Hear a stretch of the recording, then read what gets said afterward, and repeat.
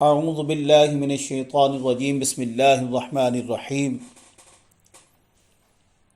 وما ارسلناک الا رحمۃ للعالمین صدق اللہ العظیم۔ عزیز سامعین محترم،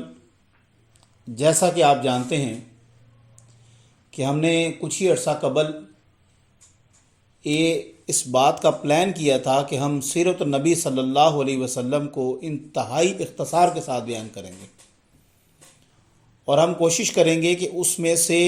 وہی واقعات کو آپ کے سامنے پیش کیا جائے جو مستند روایات سے ثابت ہیں یا قرآنی آیات ان کی طرف اشارہ کر رہی ہے، یا کہیں پر صراحتاً بالکل واضح طور پر بیان کر دیا گیا ہے، جس طرح کہ سورہ فیل کے اندر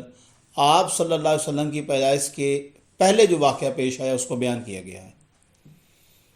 اس سیریز کی جو ابتدا ہے اس کے کچھ پورشنز بنائے ہوئے ہیں۔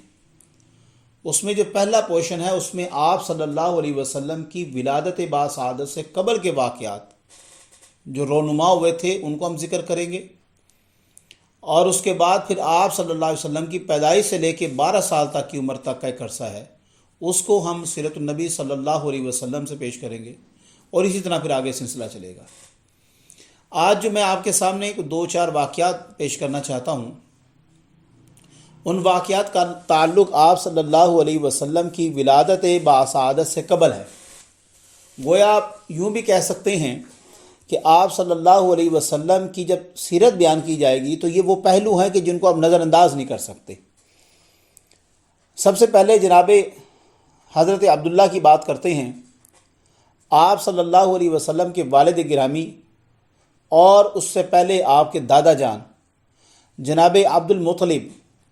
یہ وہ شخصیت ہیں کہ جن کو والی مکہ بھی کہا جاتا تھا، اور یہ والی مکہ کی حیثیت سے، مکہ کے ولی یا والی ہونے کی حیثیت سے ان کو لوگ جانتے تھے۔ ان کا ایک اپنا اثر و رسوخ تھا، اور یہ ہم جانتے ہیں کہ چونکہ جو مکہ ہے وہ چیمبر آف کامرس تھا، یعنی کہ اس وقت کا ایک ہب تھا تجارت کا۔ سامعین محترم، عبد المطلب کے ہاں اولاد نہیں تھی، اور جناب عبد المطلب نے یہ دعا مانگی کہ اے پروردگار عالم، اگر مجھے تو 10 بیٹے عنایت کرے گا تو اس میں سے میں ایک بیٹا یا ایک کر کے تیری راہ میں قربان کروں گا۔ اب اس میں آپ کو اللہ تعالیٰ نے 10 بیٹے عنایت کر دیے۔ اب قسم آپ نے کھا رکھی تھی اور اس کو پورا کرنا تھا،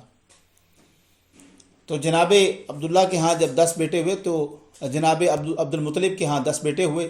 تو سب سے خوبصورت جناب عبداللہ تھے اور چھوٹے بھی تھے۔ تو اب جب ان کو ذبح کرنے کے لیے لایا گیا میدان حرم میں،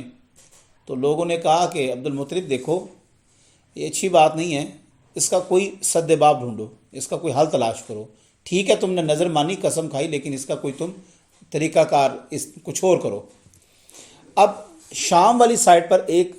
راہبہ رہتی تھی یا ایک کاہنہ رہتی تھی، جس سے انہوں نے مشاورت کے لیے اس کو چنا اور اس سے تعبیر مانگی کہ میری جو یہ نظر ہے اب اس کو میں کیسے مکمل کروں۔ تو انہوں نے مشورہ دیا کہ ہمارے ہاں جو خون بہا ہے وہ تو 10 اونٹ ہے، تو اب چونکہ آپ نے قسم کھا لی ہے، اس کا بہترین سلوشن یہ ہے کہ آپ اپنے بیٹے کے نام کا قرعہ نکالیں،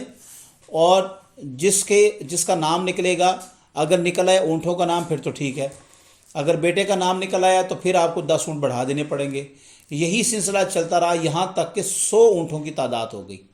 اب جب 100 اونٹوں کی تعداد ہوئی تو اس وقت جناب عبد المطلب نے یہ خون بہا ڈکلیئر کر دیا کہ عرب میں 100 اونٹ خون بہا ہوگا آج کے بعد۔ یہ گویا وہاں پر ایک روایت چل پڑی۔ جناب عبداللہ کا پھر خون بہا دیا گیا، اور اس کے بعد پھر یہ سلسلہ آگے چلتا ہے۔ سامعین محترم، اس کے بعد ایک اور بڑا واقعہ پیش آتا ہے۔ اسی سال 570 عیسوی میں جناب رسالت مآب صلی اللہ علیہ وسلم کی ولادت ہوتی ہے، اور اسی سال میں آپ کے والد گرامی جو ہیں وہ اس دار فانی سے کوچ کرتے ہیں، اور اسی سال جو واقعہ جو ابرہہ نے کیا تھا، جس کو عام الفیل کے نام سے بھی جانا جاتا ہے، اور قرآن پاک میں باقاعدہ اس کی ایک مکمل صورت ہے، الم تر کیف فعل ربک باصحاب الفیل، کیا تم نے دیکھا نہیں کہ ہم نے ہاتھی والوں کے ساتھ کیسا معاملہ کیا۔ تو یہ ہاتھی والوں سے مراد کیا ہے کہ یہ یمن کا جو حبشہ تھا اس نے ایک گورنر کو مقرر کر رکھا تھا کہ جس کا نام ابرہہ تھا، اور اس کو یہ ٹاسک ملا تھا کہ تم نے کسی نہ کسی طرح عرب کا جو کامرس ہے، وہ چیمبر ہے، جو ایک تجارت کا ہب ہے، اس کو توڑنا ہے، اور توڑنے کے بعد اس کو ہمارے مسیحیت میں لے کر آنا ہے۔ اور اسی لیے اس نے وہاں پر ایک کلیسا تیار کروایا بہت بڑا، اور اس کو مرکز بنانے کی اس نے سوچی، لیکن وہ کامیاب اس میں نہ ہو سکا۔ تو اس کو اس بات کا طیش آیا اور اس نے یہ سوچا کہ میں اب جو ہے عرب کے لوگوں کو تباہ کر دوں گا۔ ابرہہ ہاتھیوں کے ساتھ وہاں پر پہنچا، اور اس سے پہلے عرب کے کچھ لوگ یا میکسیمم آپ لوگ کہہ لیں انہوں نے ہاتھی نہیں دیکھے تھے، تو ان کے لیے بڑا تعجب خیز تھا کہ ایسا لگ رہا ہے جیسے پہاڑ چلتے ہوئے آ رہے ہیں۔ اتنے بڑے بڑے ہاتھی، کالے سیاہ ہاتھی تھے، لیکن جو تجارت کی غرض سے جاتے تھے انہوں نے تو ان کو دیکھا ہوا تھا۔ تو جو وہاں کے مقیم تھے، جو کبھی باہر نہیں گئے تھے، ان کے لیے بڑا پریشانی کا معاملہ تھا۔ ابرہہ اپنا لاہو لشکر لے کر وہاں پر پہنچا، اور اس نے جناب عبد المطلب کے جو ہیں وہ اونٹ کچھ چرا لیے وہاں سے، یا وہ قبضے میں کر لیے۔ جب قبضے میں کیے تو جناب عبد المطلب کو پتہ لگا کہ لشکر کشی ہو گئی ہے، مکے جو کے لوگ جو تھے وہ ڈر گئے، اور وہ چھوٹے چھوٹے قبیلوں میں دوسری بستیوں میں نکل گئے، وہاں مکہ کو خالی کر دیا۔ جناب عبد المطلب نے وہ مکے کے جو دروازے کا وہ تالا تھا اس کو پکڑا، اور اس کو کہا کہ پروردگار عالم، یہ گھر تیرا ہے، تو اس کی حفاظت کر، تو جان میں حفاظت سے عاری ہو چکا ہوں، میں نہیں کر سکتا، میں کمزور ہوں، لوگ چھوڑ کے جا چکے ہیں، اور اتنا بڑا لشکر میں کیسے اس کی حفاظت کروں۔ سامعین محترم، ہم دیکھتے ہیں کہ سیرت النبی صلی اللہ علیہ وسلم کے مورخین نے یا سیرت نگاروں نے یہ لکھا ہے کہ جناب عبد المطلب اس ابرہہ کے پاس جاتے ہیں، اور ابرہہ بڑا خوش تھا کہ اب آئے گا میرے پاس، منت سماجت کرے گا یا جنگ کرے گا، جیسے بھی تھا۔ لیکن عبد المطلب نے ایک بڑی عجیب ڈیمانڈ کی۔ آپ نے فرمایا دیکھو یہ جو اونٹ ہے نا، یہ جو تمہارے پاس اونٹ ہے، ان کا تو میں مالک ہوں، لہٰذا مجھے میرے اونٹ تو واپس دو، وہ مکہ کھڑا ہے، وہ بیت اللہ ہے، جاؤ اور جا کے جو مرضی کرو، اس کا مالک خود ہی اس کی حفاظت کرے گا۔ سبحان اللہ، سبحان اللہ۔ اور ہم دیکھتے ہیں کہ پھر اللہ تبارک تعالیٰ نے ارشاد فرمایا کہ الم تر کیف فعل ربک باصحاب الفیل، پھر اللہ تبارک تعالیٰ نے حرم کی، بیت اللہ کی حفاظت کس طرح کی کہ چھوٹے چھوٹے پرندے بھیجے، اور ان پرندوں کے منہ کے اندر کنکریاں تھیں۔ اب آپ یہ دیکھیں، اندازہ لگائیں اگر ایک بلندی سے کنکری پھینکی جائے تو ہمیں وہ کتنا نقصان پہنچا سکتی ہے، لیکن اس کنکری کے اندر طاقت قدرت خداوندی کے دیکھیں، طاقت دیکھیں اس کنکری کی کہ وہ انسان کو چیرتی ہوئی، ہاتھی کو چیرتی ہوئی جناب وہ زمین میں دھنس گئی۔ اور اللہ تعالیٰ فرماتا ہے کہ ان کا پھر ہم نے کیا کیا کہ ان کا ہم نے حال یہ کر دیا جیسے ایک گھاس بھوس ہوتی ہے، بالکل گھاس پھوس کی طرح، ایسے بالکل پاؤڈر بن گیا۔